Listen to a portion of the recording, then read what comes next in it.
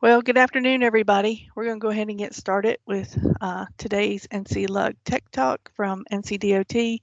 And that's going to be, we're going to talk with Rande Robertson on computer hardware for CADs with some Q&A. But first, before we get started, we're going to just go over the housekeeping details. This is going to be just a webinar presentation, so we're just going to mute everybody. But if you have any questions during the webinar, you can submit those automatically chat box.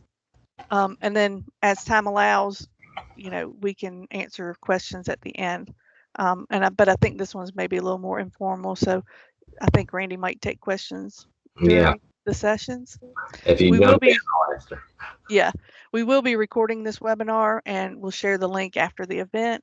And we are offering PDH credits to those who have registered for the event online.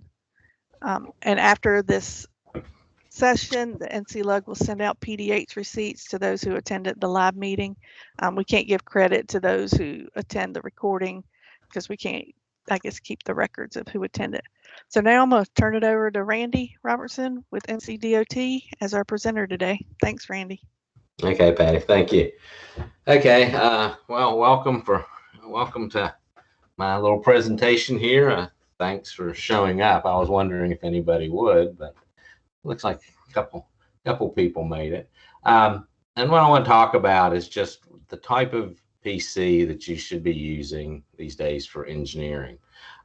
You see, I've sort of double titled my presentation, The Engineer's PC, a workstation for the modern CAD user. And you'll see why that's called that moving forward here a little bit. But picture here on the left shows you, it's a scan of a cover of Byte magazine. This is actually from 1986, which was just, I'd only been working in West Virginia at the time, West Virginia DOT, for a couple years. So I've just always liked this picture. I think it shows, it's a little dated, but it shows that, you know, even in 1986, the PC and the computer were becoming the actual tools of today's engineering profession. And I've always gotten a kick out of this. I like the mouse and the electronic stuff, but then we have a suspension bridge, you know, shown on the screen. Now let's see if we can get the slides to work. Okay, first off, I need to read this because this is the stuff my bosses make me add just so that you all don't get me in trouble somewhere. The opinions, no matter how well thought out they are, expressed in this presentation are my own, and they do not represent the views or policies of the NCDOT, NCDIT, or any other government agency, foreign, domestic, or extraterrestrial. And then, as always, when you have these things, there is some fine print that they should. But there you go. So I've got my butt covered, so to speak. Now, the first picture I showed you was from Byte magazine in 1986. In 1998, which really is dating me, I guess, these days, I wrote an article that actually was the cover article for CE News at the time. And it was a several page article, but in 1998, you know, a state-of-the-art PC was basically what you see on the screen here. It was a Intel, say 300 megahertz Pentium 2 processor. Now, if you remember the Pentiums 2 processors, they were the upgrade from the Pentium or the 386. That was high dollar. That was the top of the line back then. We had 8 to 32 megabytes of RAM, not gigabytes like we use today, but megabytes. If you had a hard drive, and most of the, anybody that was actually doing heavy duty engineering might have a 6 gigabyte one. I mean, that would have been really pushing the top of the line. A lot of people were still using at the time, 1 gigabytes or even 512 megabyte type hard drives. And then if you were really lucky, you had a big 18, 19-inch monitor, nice big CRT that weighed about 50, 60 pounds. And then a graphics card, if you could call it that. I mean, it would do color, do really sharp green or orange, but it also would generally do color. And it would cost you around $2,000 to $3,000 for that machine. Fast forward to today, what would be the standard specifications for an engineering PC? Well, in my humble opinion, and I think you can verify this by most people, that it's going to be an Intel processor. It's going to be an i7, an i9, or an Xenon processor, depending on what your actual purpose is. It's going to have anywhere from 32 gigabytes to 128 gigabytes of RAM. It possibly would have less, but you're probably never going to have too much more, just because most PCs that you buy today won't go up over 128 gigabytes of RAM. For hard drives, we're not talking megabytes or gigabytes. We're talking terabytes now. The big difference that you'll see is that today, they'll all be a solid state drive, which means it's going to be extremely fast. And you're going to have anywhere from 1 to 4 terabytes of space to store your drawings and stuff. Then you're going to have, if you're serious about this, at least 2. I know people that have 4. Here at my house, I've got 3, monitors, and they're generally going to be in the 27 to 32 inch range now. A lot of people, even the DOT, we're still using a lot of 24-inch monitors, but they're also getting harder to buy. So you're starting to see the 27 and even the 32-inch ones show up more and more. And then you're going to have a 6 to 8 gigabyte of RAM graphics processor unit, some kind of graphics card that will do high-end graphics for you. And the price of this, I priced them as low as about $2,500 up to about $6,000. But if you really want to get expensive, I've seen them go up to about $10,000 or $12,000 too for a single high-end PC. So, what do you want to look at when you're buying a PC? And over the years, this has changed a little bit. Generally, you used to just want to buy the fastest processor you could get, and you would probably be good. But things have changed, since, at least particularly since 1998. There's 5 things that you really need to look at when you're buying these things. 1, you need to look at your processor. What type of processor are you going to use? 2, you want to look at your memory and storage capacities. And this is going to vary a great deal depending on, your environment and what you're doing with things. But you need to look at that seriously. 3rd is the graphics processing unit or the graphics card. This has gone from the old IBM color card to now it can cost as much as all the rest of the PC put together. So you have to give some consideration there when you're putting this stuff together. Next, your display. Are you going to be using a couple of 19-inch monitors, or are you going to have 2 60-inch monitors up there on the screen, or are you going to be displaying it to a boardroom? All that makes a difference in what you're considering. And then finally, and most people don't consider this part of the PC, but it's been my experience that it makes a world of difference. And that's your environment that you actually put this PC in. And by that, I mean some of the extras that a lot of people don't think about, and most firms tend to think of them as sort of extraneous, but they make a huge difference in making this machine cost effective, so to speak. So let's first look at the processors and cores. You know, it used to be you just bought the fastest processor that was out there and life was good.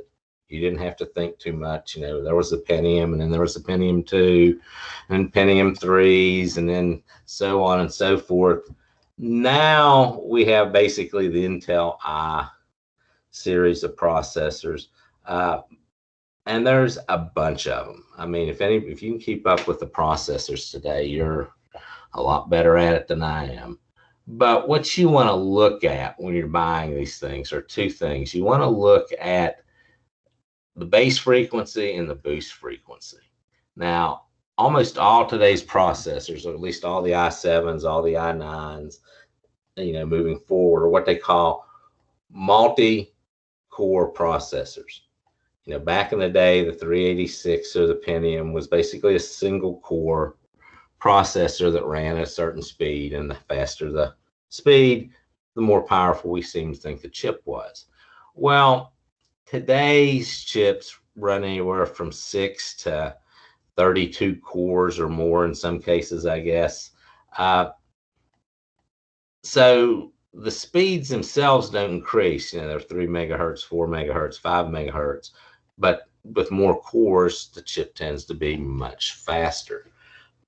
But unfortunately, when you're talking particularly MicroStation or AutoCAD, the programs have never been rewritten to take advantage of these multi-core processors. In other words, the processor can do an awful lot of things at once, but it takes software to take advantage of that. And the majority of our software, particularly if you're looking at CAD programs, only use a single core. So when you're buying processors for your machines, it's better to have a few faster cores than more slower ones. And like I said, you want to look at the two frequencies, the base frequency, which is the speed all the cores can achieve, and then the boost frequency, which is the maximum speed of any single core. Now, why is this important? Well, basically, the boost frequency, or the maximum speed of a single core, is as fast as the core can possibly process. That's what you're going to be using for your CAD work. You want to be able to maximize that. The speed of all the cores, though, while it doesn't really affect your CAD program so much, it affects all the other programs that you're using. In other words, very few of us just do MicroStation work or ORD work or AutoCAD. We have Word, Teams, printing routines, tons of other programs running all the time. And that's where the other cores, or the base frequency, comes into play. You want to make sure that you have enough power to run all these things at the same time, because very few people just run one thing. And as you'll see, the best processor core combination will have the highest base frequency and the highest boost frequency. But you also want to make sure that when you're doing this, and you'll see this whenever you look at any of these processors, is they'll have a cache, and they'll have something called hyper-threading. And the hyper-threading also goes out there to show you that you can apply more cores to more programs and stuff. But bottom line here is that you only want to buy an i7 or an i9 type processor. Do not, under any circumstances, waste your money on an Intel i5 processor. And if you look at a lot of the ads out there and a lot of the workstations that you do see for sale, the i5 will be the base, or the really cheap one that they get you first. So, watch that. Randy, there's a couple questions maybe before you move on, or I don't know if you're going to answer them, but they said, will ORD have the ability to utilize multiple cores? As far as I know, no, not at the moment. Okay. And what's your opinion on Intel versus AMD processors when it comes to CAD's work? Actually, that's what this next slide is going to look at a little bit. So, what to buy. And like I say, a minimum is to use the Intel i7 series. And that should be your very baseline. I would highly recommend buying the i9s these days. Now, as far as the AMD processors, you'll see an awful lot of those out there on the market, particularly in gaming machines and some other things like that. Right now, the AMD processors just don't make really good CAD processors. One is the way they actually do their cores, and two is their speed. But there is a new AMD processor called the Resin, I guess is how you say it. And it's supposed to be optimized for graphic processing and cores. And there's a couple people, I think HP and Lenovo both have workstation quality machines out on that core, but nobody really knows how well they work. That if they're hyper threading, I guess would be the best way to say it, has any advantage right now if you're not using an AMD graphics processor. So right now, I would highly recommend sticking with the Intel cores. The other thing about the AMD cores is that they do graphics. They're optimized for graphics, and people are using them for Bitcoin. You see all these people out there, you see these news reports about Bitcoin being $99,000 or something like that, a coin. Well, the way Bitcoin is created, you have to actually mine it. And that means running a bunch of mathematical routines to come up with the Bitcoins. And they found that the graphics processors, GPU units, are optimized to do that type of calculation. And the AMD machines have become really, really popular. They're higher end chips for that. And you find a lot of those chips in some of the graphics cards. So I guess, the AMDs will work. I think you'll be much happier with the Intel cores right now. Now, that may change next year. But on the other hand, if you're going to do Bitcoin mining in the evenings and CAD drawings in the afternoon, you might be able to make the return on investment look really good. I'm not sure. But a couple, real other things just to remember about your processor. One, where you can upgrade a lot of PC components or a lot of workstation components, you're not going to upgrade your processor. Motherboards just aren't made for that in most cases, or they're hard printed onto the motherboard themselves. So, when you buy one, you're stuck with it. So make sure, you get one that you're sure is going to last the life of your machine, which nowadays is about 3 years.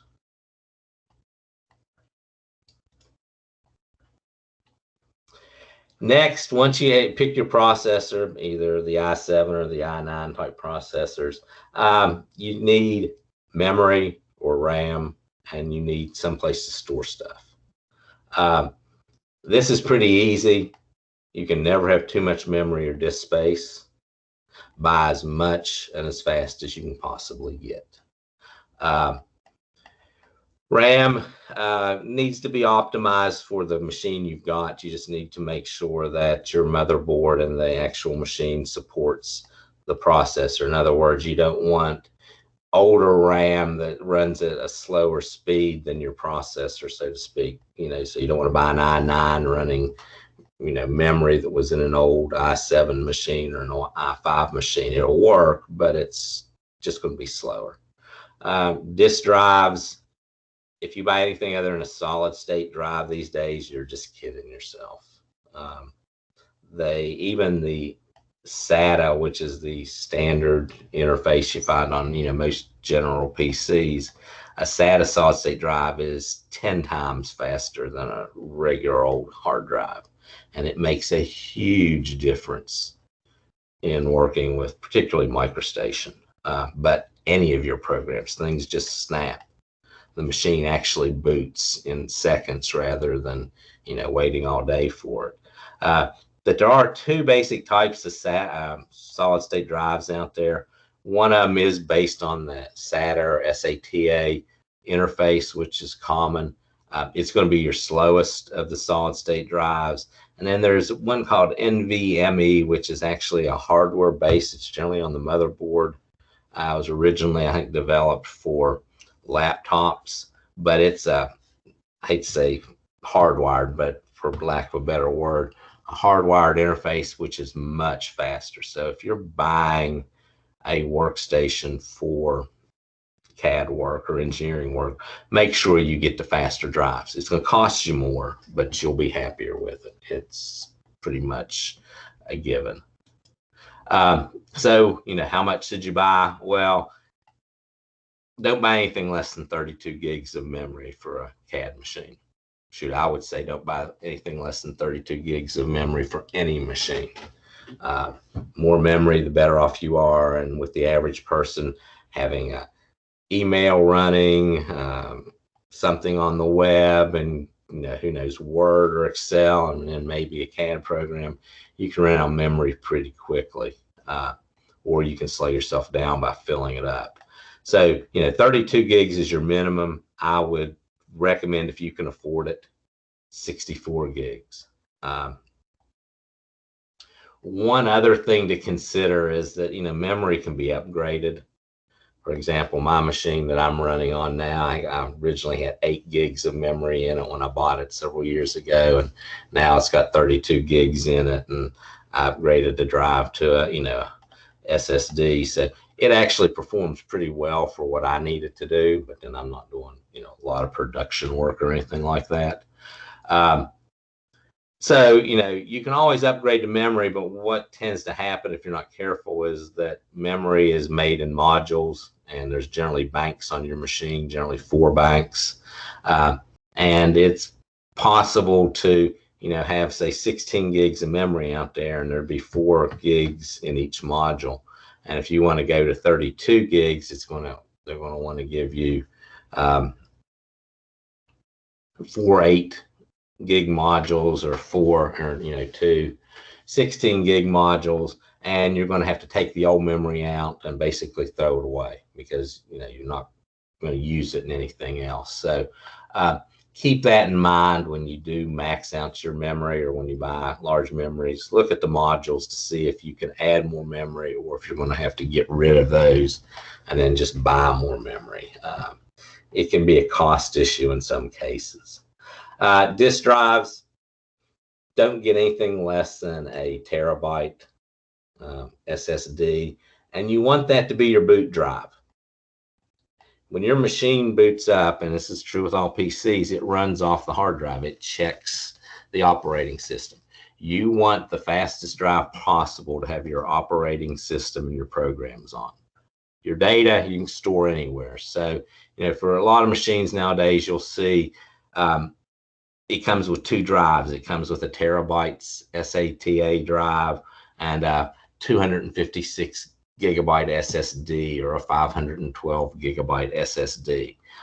And those are generally set up for your boot drive so that your machine boots real fast, and then you store your stuff on your slower part of your drive. Don't fall for that. Don't get anything less than a 1 terabyte boot drive. It's better to have one big drive than it is to have a small SSD and then a big slower drive. And the reason I say that is twofold. One, you're going to run out of space eventually. The MicroStation gets bigger and bigger and bigger every year. ORD gets bigger, but the operating system from Microsoft, Windows, gets bigger and bigger and bigger every year. So it's not unrealistic, particularly if you're using a laptop or something that has a smaller drive, to literally fill it up. And most people, I don't think, want to mess with that. Now, it's fine to have as a secondary storage drive, a standard old slow drive, because writing data to the disk isn't going to stop you very much. But as far as booting and running programs, you want to have that fast drive. But with that said, I would also say that for your secondary drives, just buy an SSD too. Don't kid yourself. You're not saving enough money to make it worth the effort. And as I said, finally, buy as much memory as you can get. And the more, the merrier. Particularly if you're doing a lot of visualization and stuff like that, I would almost always recommend the 128 gigabytes, though it's going to be expensive. You pay for convenience, so to speak. GPUs, or graphic processing units, or the AKA the graphics card in your machine. There's a ton of them out there. It's confusing as all get out to try to figure out which one you want. Right now, it's almost impossible to buy them because almost every graphics card out there is being used to mine Bitcoins. It's incredible. But with that in mind, certain things you do want to look at for your GPU units. And, you can look at this a couple different ways, but the first thing that you want to do is, what kind of monitors are you going to be using? If you've got two 24-inch monitors out there on your machine that do, their maximum resolution is something, you want to make sure that the card supports that. And more importantly, make sure that the card has an output that will connect to your machine. There's nothing worse than having some nice monitors that have some super VGA connector and your graphics card only has DisplayPort connectors. You will be very frustrated, let's put it that way, until you purchase the very expensive and sometimes hard to find cables to make those connections. Remember not only the resolution of your monitor, but how many monitors you're going to use. If you're using two monitors, almost all graphics cards now support that. If you're using 3 or 4, make sure that your card can handle that type of, or that number of displays. Also make sure that it can send to those displays the resolution that you need. If you're doing standard CAD work, it's not such a big deal. But if you're doing a lot of visualization or a lot of rendering or a lot of graphical stuff that includes vivid colors and photographs and all that stuff, you need to make sure that your card can support your monitors. Software you use is always important. Make sure that software supports, or that the card has software to support your software. In other words, that the drivers that come with your card work with your software. 9 times out of 10, that's not a big issue, but the more complex the program, the more the software drivers matter. And then, what kind of stuff do you do? If you're just doing 2D CAD work, you don't need a lot of graphics power. But if you're doing 3-dimensional work, or you're running a half mile or a mile of cross sections at a foot, you need to be able to display stuff and process stuff, so it makes a difference. If you're going to be doing visualization or virtual reality in the future, again, you need to make sure that you have the processing and the graphics power to handle that. But, and this is a key one, buy the GPU that meets, not exceeds, your general work. Graphics cards are expensive. They range anywhere from some cheap ones you'll see, well, you won't see them very often anymore, maybe $100 to, I was looking at some this morning for about $6,000.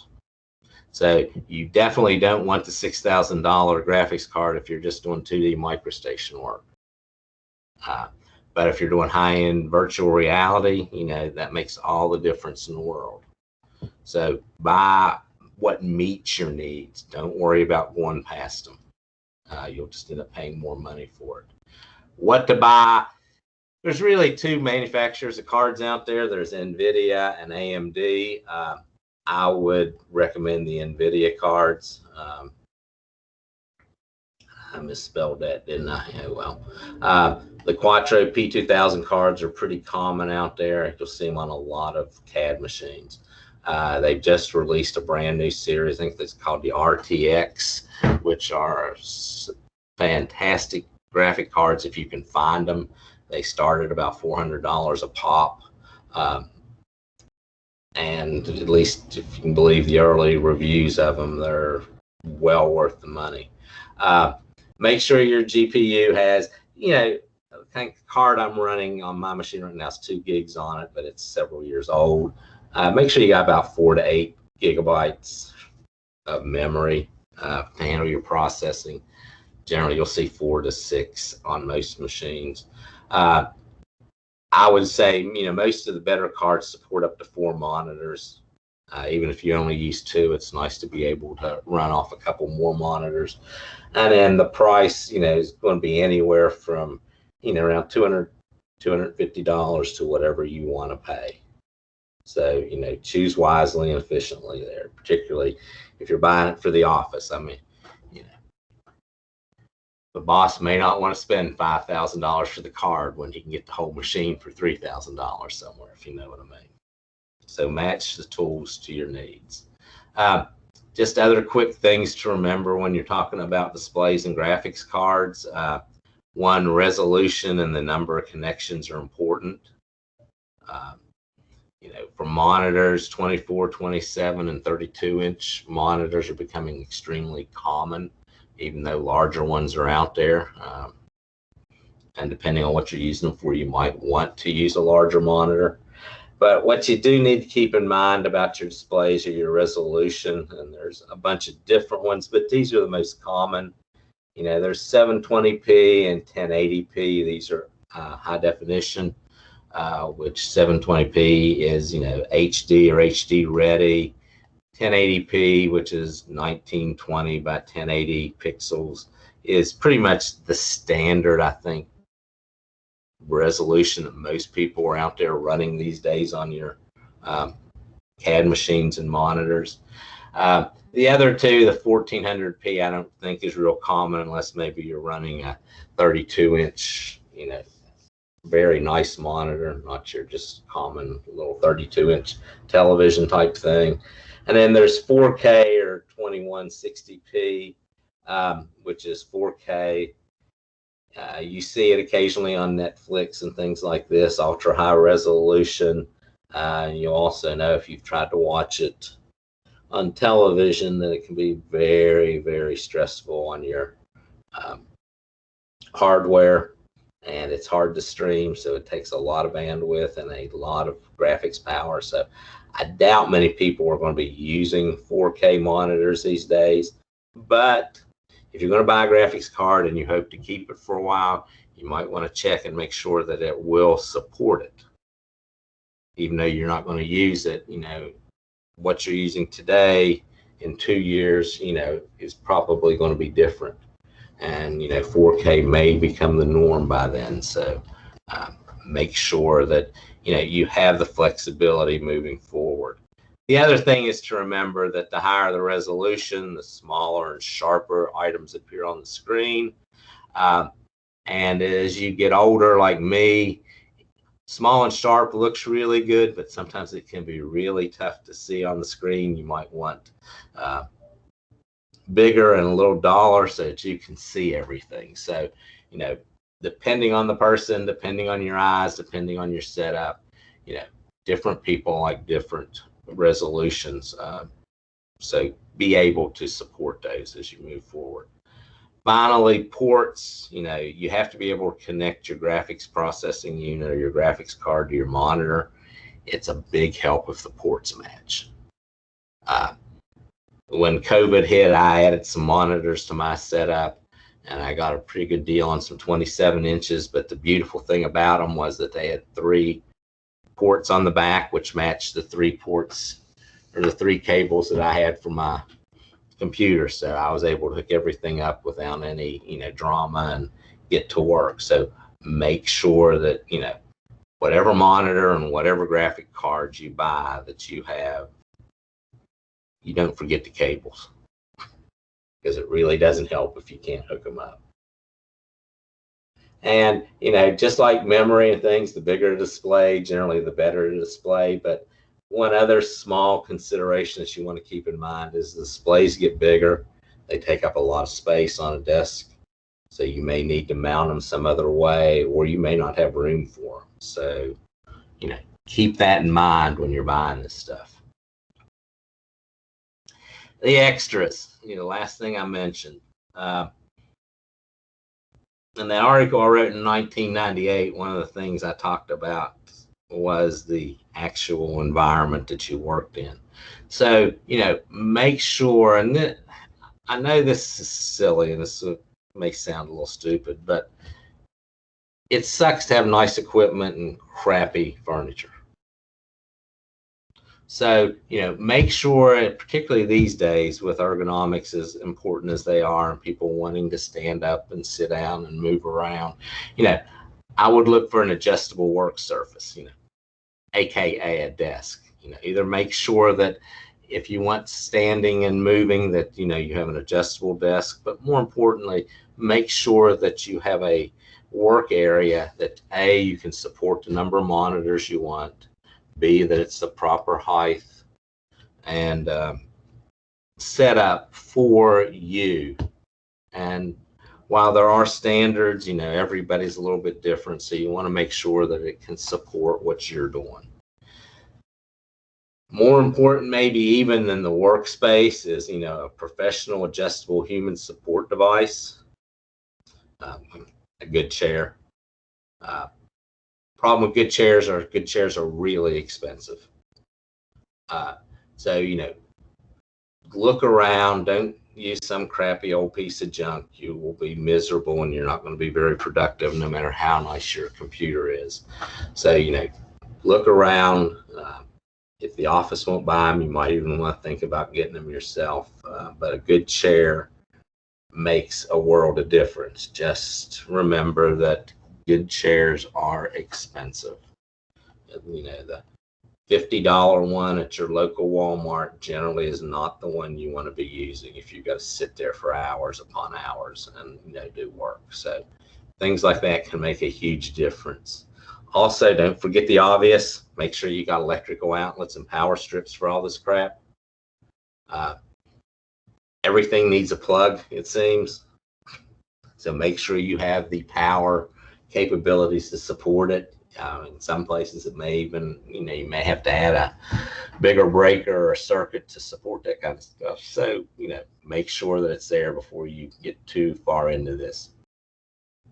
Other things, output devices, we take them for granted now, but printers, scanners, things like that, you know, most offices are pretty well set up for that. But as things get newer and faster and operating systems become different, some of the old stuff goes by the wayside. They're not drivers, or they're not supportable, or they're not wireless, or whatever the case may be. You know, make sure that you have the devices you need to connect to your PC to actually get your work done.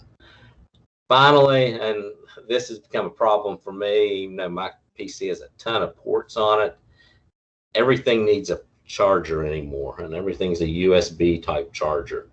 And if you aren't careful, you'll quickly run out of them. I mean, I've got just sitting around me 1, 2, 3, 4, 5 different electronic devices that are plugged into my computer. Well, 6 if I count it. Well, 7 if I count 2 extra hard drives. 8 if I count my mouse. And they all need a USB port. So make sure that either your machine supports all those, or you know, when you're buying this stuff, go ahead and get you a multi-port USB charger so that you can take care of all the accoutrements that we tend to acquire these days. So, you know, what are we talking bottom line here for your average PC or engineering workstation?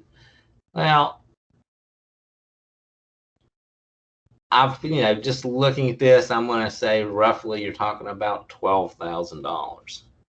And that's if you throw in, you know, that's including your CAD software, not including all the other software that you probably have. You can add a bunch more money for that. Extras, if you're going to add a desk and a nice chair, that's going to bump the cost up pretty good, which actually isn't that bad when you think about it. And back in 1998, when I priced this, it was about $20,000. So the price has come down, at least in the overall cost of things. A lot of that's because software hasn't gone up that much.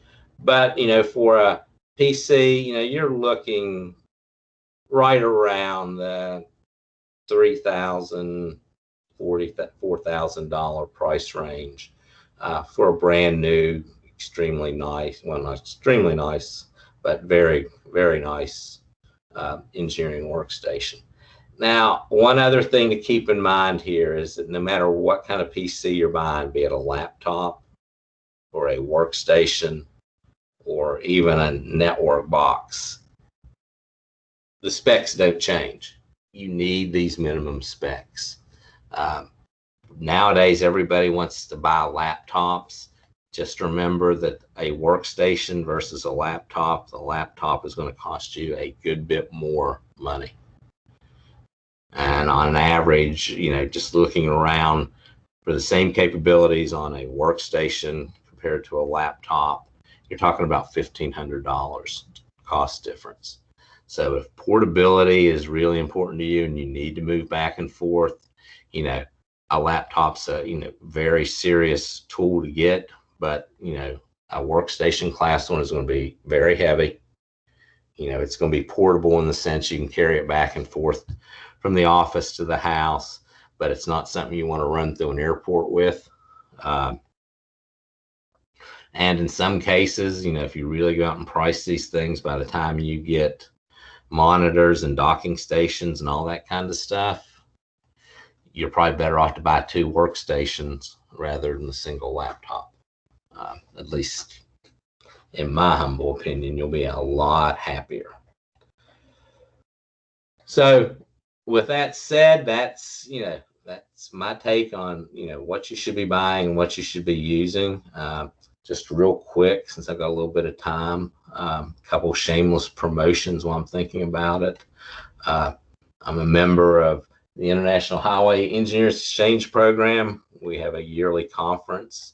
We canceled it last year due to COVID, but if you want to know what the DOTs are doing in this country and Canada and even in Europe, I highly recommend you attend this conference. You will walk away with more information than you ever dreamed that you wanted to know, and you'll make a huge number of contacts both in the DOT and consulting worlds. This year is going to be in Connecticut, barring a major collapse of the world again, November 29th through December 1st. So after about June, information will be up for the conference. So if you're not doing anything that week and you want to get out and never been to Hartford, Connecticut, now's the time to go. Second, and this is also a little bit with heat, but I've recently gotten involved with a group of people from the DOTs and the consulting industry that are promoting BIM for infrastructure. This is a joint group of HEAP, TRB, IFC for USA, a couple other organizations and consulting firms, and they're discussing BIM for infrastructure, what you might want to call horizontal BIM for roads and highways and bridges. There will be a free webinar on June 30th, noon to 2 p.m. Again, the details can be found on the heat.org website. They're not up yet. They won't be up until probably the end of this month, at least the details. But if you're interested in the subject, it's a very informative group of people talking about it. So if you're interested, please attend. Last meeting they had, or last webinar they had, was about a month ago, and they had almost 1,000 people from all over the world attending. So it is of interest to an awful lot of people. So with that, thanks for attending. Thanks for giving up your lunch, or at least part of it. If you want to get a hold of me, feel free to send me an email. That's generally the best way to do it. I don't really respond to text very often, and if you send me a message on Facebook, I'll probably get it, but I won't necessarily tell you I'll reply to it. But email, you can always get a hold of me either at the office or through Gmail. LinkedIn, you can also get a hold of me pretty easy, and all the other good social medias, I'm available. So with that, any questions, comments, or derogatory statements? And we got about 12-15 minutes. So anybody got any more questions or comments? Fire them. Fire away.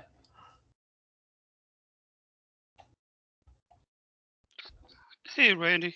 Hey, You mentioned earlier about the core, the number of core doesn't matter, I guess, on the CPU. well, the number of cores doesn't really matter for MicroStation or for AutoCAD because they only use one core at a time. To actually take advantage of cores, you have to program it to multi-process or use multi-threading, I guess is what they call it. And currently, no major CAD program does it because it's a total rewrite of the internal workings of the programs, and none of them have done that yet. They need to. It would speed things up tremendously, but it's a business decision at the moment. Now in the future, that could very well change, but right now, MicroStation, ORD, Autodesk, Civil 3, all of that only runs on one core, regardless of how many you have. So you want the fastest single cores that you can get. Now, your operating system does take advantage of the multi-cores. And that's why, if you have multiple cores, it'll make things go faster if you're running ORD and Word, or you've got your email up processing things, the different things that you run, like right now I'm running Teams, PowerPoint, Office, ProjectWise. And, my machine's relatively responsible, but that's, it's because it's sharing a lot of that load with the processor. But, that's just the way it is right now. Now, like I said, in the future, that should, or hopefully it'll change, but you just don't know when. So you don't really want to buy 16 core machine when you're not going to use them. It's just expensive. Does that help other programs like visualization, like rendering and? Yeah, now some of the high-end rendering programs do use that. The rendering inside of MicroStation doesn't. But if you got the full-blown Lumen RT stuff that was originally developed, it very well may have. But again, there you reach a point of price versus performance. If you've got 8 cores and you're only using one for MicroStation, and you're running Word and Office and Teams, okay, let's say they each use a core, you've got a few extra ones. Let's say your visualization program can use 32 of them, but you run your visualization program once every 6 months. Then, you're just sort of wasting money because you're not using that processing power. Now, if your job is pure visualization, you're doing modeling for Ford or Lockheed or something like that, and you're doing high-end, computational fluid dynamics and visualization, those cores make a world of difference. And, then the money's worth it. But you're also not running Office and Word on those things either. So, it's just a balancing issue that you have to keep in mind. There's a PCI Express 4.0 that's coming up for the Intel motherboards and CPUs. Should I wait that, or get the 3.0 specification graphic cards? I think it's one of those things that right now it's hard to get anything. I mean, it's very hard to get graphics cards. It's hard to even get, good laptops or anything, just because so many people bought them all of a sudden with being stuck at home and that kind of thing. But I think the axiom still applies is, if you wait for the best and the latest and greatest, you're going to wait forever. If you're going to buy a machine right now and you need it, your machine's 4 or 5 years old, and you can get a good deal on a solid i9 with, the memory you want and good drives, I'd go ahead and buy it. Now, if you can wait a little while, wait till Christmas, or and see what comes out. But, keep in mind that you will pay a premium for any new fancy processor or, connection that you get. And you also have to keep in mind that, it's quite possible if there's a new connection or new things, you're going to have to buy all new peripherals to go with stuff. So, just have to balance it out. Right now, if you've got the money and you know what you want, I would say go ahead and buy it. I wouldn't wait. But if you can, and you think that milliseconds or whatever are going to be perceivable to you, then wait a little bit and see what happens. Right now, like I said, the RTX graphics cards are considered some of the best out there, but you can't buy them because they aren't available. There just isn't enough inventory for people to buy them. So, if you buy one, you're going to get it through one of the hardware people, a $6,000 computer. Well, I don't want to pay $6,000 for that graphics card, to have that card. I'll wait until either things come down or I'll get something a little cheaper if I can find it. Well, I'm just trying to optimize what my motherboard bandwidth is with the PCI 4.0 and the other thing I would say about that, Oak, if you really are concerned about maximizing, the motherboard and the bandwidth, is that you buy a machine from one of these specialty groups like Box, or there's several different that specialize in CAD machines, and they, optimize the motherboards for that. There is something to be said for it, just a little shorter circuit, a little shorter run, a little shorter lead, proximity to memory and disk drives, a little better components, just a little better quality connector versus a cheaper one. All those things go into making a actual workstation class machine better. They don't add tons of stuff. They just make it that. It's, the difference in a Cadillac and a Yugo. The fit and finish is better, so the thing works a little better. But now, you can still do the same thing with a cheaper machine. Well, the reason I asked that is because AMD has the PCI Express Bus 4.0 for a long time, and 5.0 is on the horizon. It's pretty much double and triple the bandwidth. Now, based on those two, manufacturers, is what's allowed at the time. Your graphic cards is only 3.1 for the longest time, and just beginning to see the PCI Express 4.1 being added as graphic cards now. But I can max it out on the Intel. When AMD makes their motherboard using PCI Express 5.0, Yeah, I mean, all the research that I've dug into is that the AMD cards just, and I personally, I'll admit, I've never liked them as a CAD card or a CAD processor. They're just not, they're just not as solid, basically. But that's not to say they're not good and that you can't use them. The other thing with the graphics cards and stuff is that a huge amount of the graphics card is in the drivers. And if you can get a card that has an optimized driver for the programs that you want to run, you'll get a lot more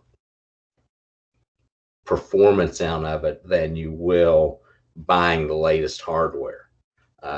So, you have to balance that a little bit too when you're buying these things, is that, a really fast piece of hardware that is not optimized for the program or the code it's running isn't really any better than anything else. So you just, it's a balancing act. And, like anything, when you buy the latest and greatest, you're going to pay a little bit more for it, and you're going to run the issue of, will it support the old and solid? Yeah, well, the problem is now it's not backward compatibility. I always had, no problem with being backward compatible. Just I don't want to run out 6 months buy a new graphic card to upgrade it. I just go ahead and do the upgrade once. Yeah, and that is the advantage of the graphics cards. Of all the pieces of equipment, in a standard machine these days, that's the easiest thing to change and upgrade. Yeah, it's the thing that's changing the most, to tell you the truth. So, you can start with a cheaper card until till things settle down, and even within the NVIDIA, the P series of the GenForce cards, the 2000's a solid little graphics card, but you can go to the 4000, the 5000, or the 6000. Each of them costs more money, but each of them adds a huge kick in performance. And if you need the performance, then it's worth it. But if you're just doing standard computer stuff and standard CAD stuff, it's not going to make much difference.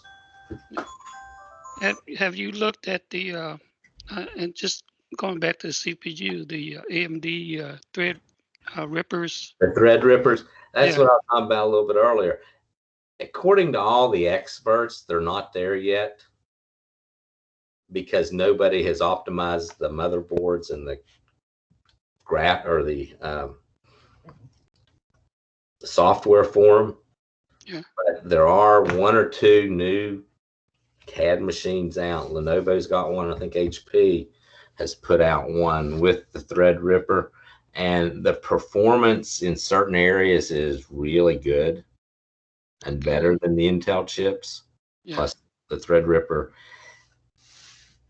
at comparable levels tends to be a little cheaper, but they just aren't there yet.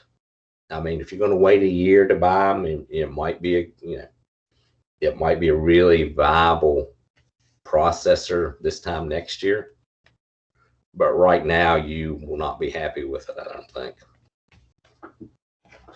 Okay. Thanks. Oh, anytime. You know where I'm at. I know where you live. Yeah, more or less. Anybody else? Questions, comments, derogatory statements? Well, if not, it's 1 o'clock, so we'll. Yeah. Well, thank you, Randy. Well, you're welcome. It's a lot of information. I'm sure people will be glad that we recorded it too. So at any time they can come back and look at this, or maybe even share it with some of their other folks. Yeah, take it in the office. Get your boss to buy you a new PC. Yeah. Tell him Randy said you needed it. Yeah. So yeah, we'll have this up on the NCLUG website in a couple of days and stuff, and then we'll send out some PDH credits for that too in the coming weeks.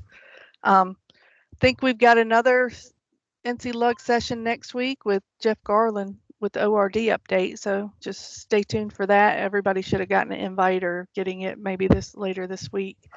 So just be on the lookout for that. And thanks everybody for joining us. And I guess we'll see y'all next time. Okay. Have a good day, everybody. Thanks, Randy.